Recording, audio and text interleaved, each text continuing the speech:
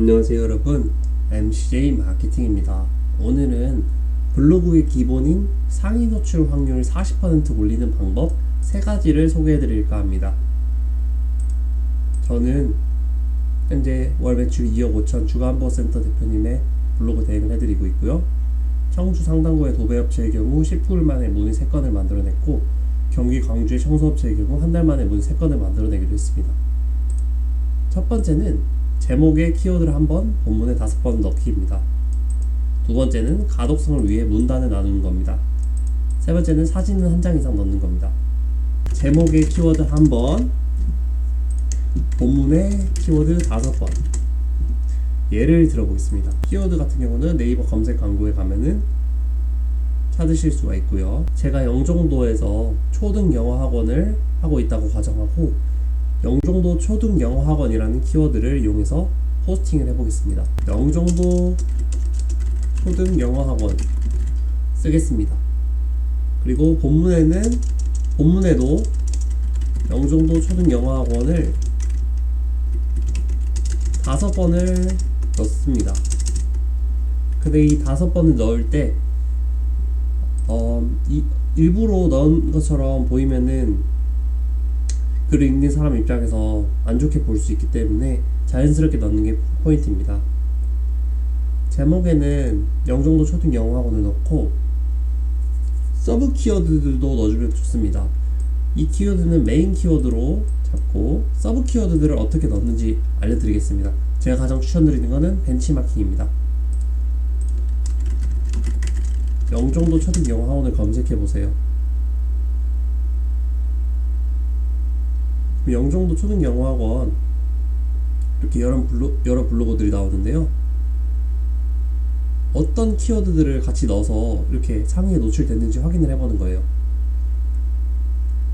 첫 번째 키워드를 보니까 후기라는 키워드를 넣었죠. 네 번째 보니까 겨울방학이라는 키워드가 들어갔어요.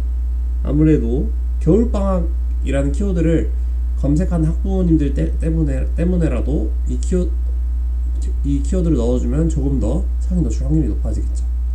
만약에 글을 발행하시는 시점이 여름방학이라면 여름방학 키워드로 대체를 할 수 있겠네요. 한 명이라도 더 보이게 하기 위해서는 이렇게 서브 키워드들도 넣어주는 게 중요합니다. 그리고 맞춤학습이라는 키워드도 넣어주면 좋겠네요. 왜냐면 이 블로그는 맞춤학습이라는 키워드를 넣어서 지금 1페이지 플레이스 영역 바로 아래에 이렇게 블로그가 나왔잖아요. 이 윗 영역에 뜨는 거는 다 네이버 검색 로봇이 글이 사용자가 보기에 적합한 정보들을 포함하고 있다고 가정하고 이렇게 올려주는 거거든요. 운으로 이렇게 올라가는 게 아닙니다. 상위에 이렇게 1페이지에 나오는 건. 먼저 메인 키워드 영종도 초등 영어학원 무조건 넣어줘야겠죠. 그리고 서브 키워드 아까 맞춤학습과 겨울방학이 있었어요. 이 2개까지 같이 포함해주면 상위 노출 확률이 오른다는 결론에 이릅니다. 저라면은 영종도 초등 영어학원 겨울방학 맞춤학습 노하우 이런 식으로 지어볼 것 같습니다. 이렇게 키워드들을 메인 키워드 한번, 서브 키워드 한번, 서브 키워드 한번 해서 이렇게 넣어주면서도 제목에 키워드들을 일부러 끼워 넣은 듯한 느낌이 들면 안 됩니다. 블로그 방문자 수가 높은 분들, 인플루언서 분들 글들을 분석해 보시면 제목이 다 이런 식으로 연관 키워드 딱 한 번, 그리고 그거와 관련된 서브 키워드들을 잘 섞어서 제목을 자연스럽게 짓습니다.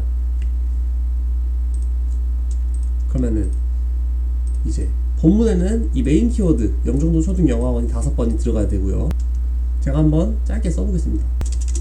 처음에 영종도 초등 영어학원 넣은 다음에 영종도 초등 영어학원을 찾으시는 학부모님들, 저희는 MCJ 영어학원입니다. 이렇게 한 번을 넣었고요. 그 다음에 또 이렇게 키워드들 넣는 꿀팁이 있는데요. 바로 인용구를 사용하는 겁니다. 여기 인용구를 보시면은 이 따옴표 소제목 1번을 여기다 한 다음에 여기 밑에다가 영종도 초등영어학원 컴마 쓰고 그 다음에 학원명 써주는 거예요. 그럼 이렇게 하면 벌써 영종도 초등영어학원 1번, 영종도 초등영어학원 2번 들어갔죠. 2번 포함됐어요. 그래서 3번만 더 쓰면 되는데 마지막 한 번은 결론에 넣어주면 될 것 같습니다. 결론. 영종도 초등영어학원 찾으시는 학부모님들, 제가 이 글에서 알려드린 3가지만 꼭 알고 계셔도 좋겠습니다. 블라블라. 이렇게 하면은 벌써 1번, 2번, 이렇게 3번 들어갔어요. 이 2번은 글 본론에서 자연스럽게 넣어주면 됩니다. 또 꿀팁이 하나 있는데, 이렇게 사진을 넣은 다음에 여기다가 키워드를 넣을 수 있습니다. 영종도 초등영어학원. 이렇게 해도 키워드가 들어간 걸로 됩니다. 키워드가 몇 번 들어간지 확인하기 위해서는 컨트롤 플러스 F를 눌러주면 돼요. 컨트롤 F를 누르면은 여기 오른쪽 위에 이렇게 창이 뜰 거예요. 맞죠? 여기다가 메인 키워드 검색해보면 영종도 초등영어학원 이렇게 검색해보세요. 그러면은 일단 제목에 한번 들어갔고, 1번, 2번, 3번 여기 제목에 들어간 그 사진 밑에 들어간 거 보이시죠? 3번, 4번, 5번 이렇게 5번이 들어갔습니다. 이런 식으로 메인 키워드는 제목에 한번 넣어주고요. 본문에는 1번, 2번, 3번, 4번, 5번 이렇게 넣어주면 됩니다. 네. 두 번째는 가독성을 위해 문단을 나누는 것이었습니다. 무슨 말이냐?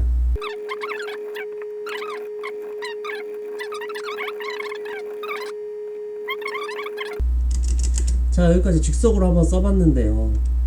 이렇게 지금 글이 한 줄, 두 줄, 세 줄, 네 줄, 다섯, 여섯, 일곱 줄이죠. 학부모님들 입장에서는 이제 보통 모바일 화면으로 봅니다. 모바일 화면 이렇게 클릭할 수 있는, 그럼 이렇게 보이는 거예요. 학부모님들이 이 글에 들어왔어요. 상이 노출이 돼서, 영종도 초등영어학원 상에 노출돼서 들어왔더니 글이 이렇게 보이는 거예요. 읽기 힘들죠? 많은 학부모님들 학원만 보내면 아이들이 성적이 오를 것이라고 생각합니다.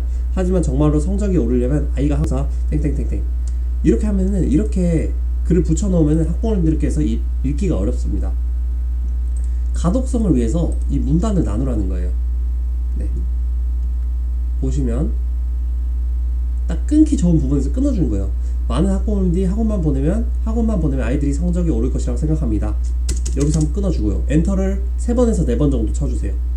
그 다음에 하지만 정말 성적이 오르면 아이가 학원에서 배운 내용을 집에서 한 번 더 복습하며 자기 것을 만들어보는 시간이 필요합니다. 여기서 또 끊어주겠네요. 1번, 2번, 3번, 4번.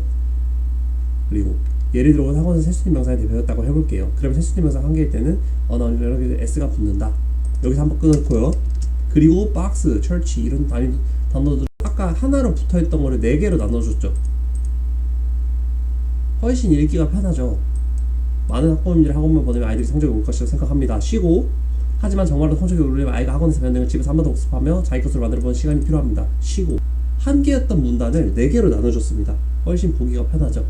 그래서 실제 상이 노출되어 있는 잘 써진 블로그들을 보면은 블로그 대행사들이 만든 경우가 많은데요. 대부분 이런 식으로 2줄이나 3줄 하고 띄우고, 2줄이나 3줄 하고 띄고, 이런 식으로 깔끔하게 글이 정리가 되어 있습니다. 여기서 한 가지 더 가독성을 올린 팁 더 알려드릴게요. 볼드를 쓰는 거예요. 볼드가 뭐냐면은 이제 글씨를 두껍게 만드는 거예요. 강조죠, 강조. 글을 읽다가 지금 다 얇은 글씨잖아요. 중요한 포인트는 볼드 표시를 해주는 거예요. 볼드는 어떻게 하냐면은 컨트롤 플러스 B를 한 번에 눌러주면 됩니다. 드래그를 한 후에 컨트롤 B. 예를 들어서 셀 수 있는 명사 한 개일 때는 앞에 언어는 읽고 여러 개일 때 S가 붙는다. 여기 중요하죠. 여기 드래그 이렇게 한 다음에 컨트롤을 누르면서 B를 누르면 이렇게 짠 두껍게 됩니다. 여기서 이걸 더 강조시키고 하면 여기서 이거를 더 강조시키고 싶으면 여기 15로 되어 있는 거를 19 이런 식으로 올려주면은 훨씬 더 강조가 되죠. 글을 이렇게 얇은 글씨로만 계속 쓰는 것보다 상황에 따라 중요한 거는 볼드 표시도 넣어주고, 글자 크기도 바꿔주고, 글자에 뭐 파란색이나 빨간색, 여기 보시면은 이렇게 파랑색 아니면 빨간색 이렇게 글자 색도 바꿔주면서 어느 정도 강조를 하면은 읽는 사람 입장에서 훨씬 편하겠죠. 네. 두 번째 팁은 이렇게 가독성을 나누는 거였습니다. 세 번째 팁은 사진을 한 장 이상 넣는 겁니다. 사진을 왜 넣어야 될까요? 사실 사진을 안 넣어도 글 읽는 데는 전혀 문제가 없습니다. 근데 네이버 검색 로봇이 볼 때 사진이 아예 없는 것보다는 사진이 한 장이라도 있는 블로그에 조금 더 좋은 점수를 주기 때문인데요. 아무래도 블로그가 글 기반으로 되는 플랫폼인데 글만 이렇게 있는 것보다 사진을 몇 장 넣어서 읽는 사람들이 좀 더 이해하기 쉽도록 하면은 그 글들이 더 좋다고 판단을 하기 때문이에요. 그래서 관련된 사진을 몇 개 넣어주는 거예요. 네. 예를 들어 여기까지 이렇게 있으면은 셀 수 있는 명사 어나 여러 개 S가 붙는다. AI 이거 제미나이 들어가서 셀 수 있는 명사 이미지 만들어줘 이렇게 해보세요. 바로 만들어 주거든요.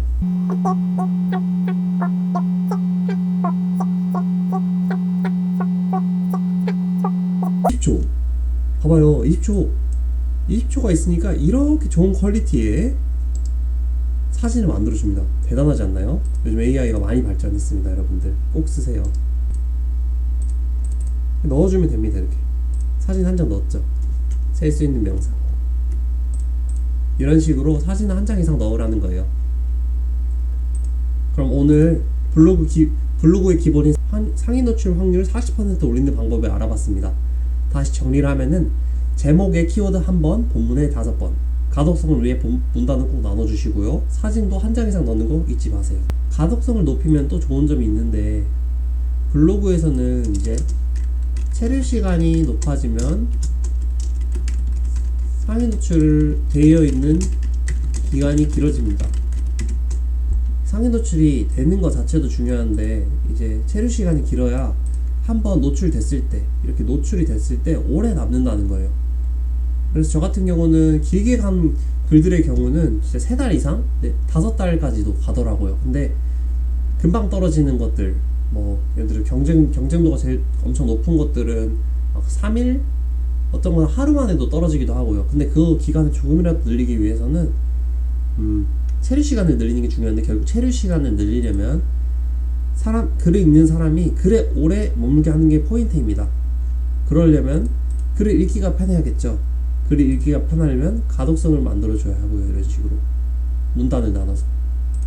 그리고 마지막으로 사진은 한 장 이상 넣어서 네이버 검색 엔진이 인식할 때 이 글은 괜찮은 글이구나 라고 판단할 수 있게 만들어 주시고요. 그리고 상황에 따라서 사진은 많이 넣어주면 좋습니다. 근데 전혀 글이랑 관련 없는 사진을 넣으면은 글을 읽는 사람 입장에서 그리고 네이버 검색 엔진이 볼 때도 도움이 안 되겠죠. 오히려 독이 될 수도 있어요. 사진은 꼭 필요할 때 한 장 이상만 넣으면 되긴 하는데 필요할 때 글과 관련된 것을 보충 설명을 하거나 근거를 제시하거나 그렇게 할 때 사진 넣어주시면 될 것 같습니다. MC 마케팅이었습니다. 블로그의 기본은 상위 노출인데 오늘 정보 도움 많이 되셨으면 좋겠고요. 필요하신 정보 있으면 댓글로 알려주세요. 감사합니다. MC 마케팅이었습니다.